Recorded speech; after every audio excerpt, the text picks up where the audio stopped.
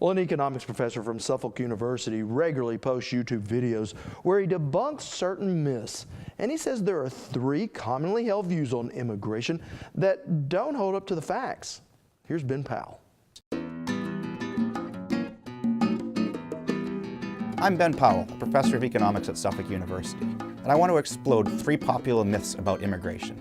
Immigration is a contentious issue, but unfortunately, a lot of the public debate is centered on the wrong things. These 3 myths are that immigrants are a net drag on our economy, that they steal our jobs, and that they depress our wages. None of these are true. Immigrants are a net benefit to the economy. Economists who study immigration, even economists who are otherwise critical of immigration, are in almost universal agreement of this. They don't think the net economic benefit's huge, but all agree that it's positive. The next myth is that they steal our jobs. There's absolutely no evidence for this. This is a fallacy of the seen and the unseen. When an immigrant comes in, it's obvious when we see an American worker who loses his job. But what we don't see is that another job is created for that American. That's why, over time, we don't find a net increase in unemployment as immigrants come in. Think about what's happened to the workforce in the last 60 years.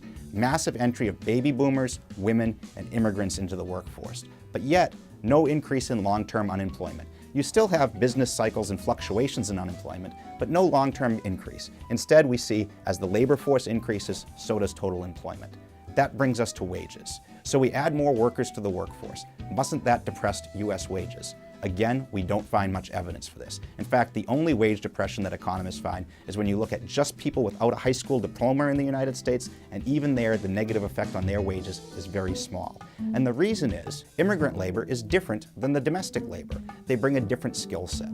So often immigrants who come are either very highly skilled or very low skilled. A lot of U.S. labor is somewhere in the middle, moderately skilled, but very few of us are at the top of the pyramid and very few of us are at the bottom.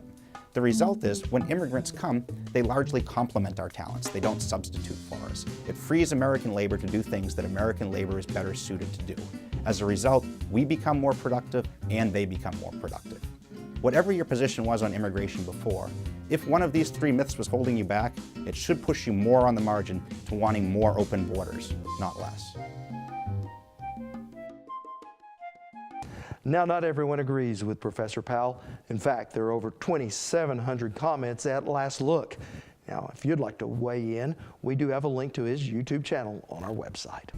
Also, on okhorizon.com, we have the story of a young African student and his journey to enter the medical field and how a program at Kaimechi Tech is helping him get there sooner and faster than he ever imagined.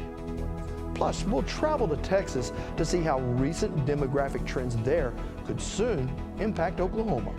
All of those stories are streaming at okhorizon.com.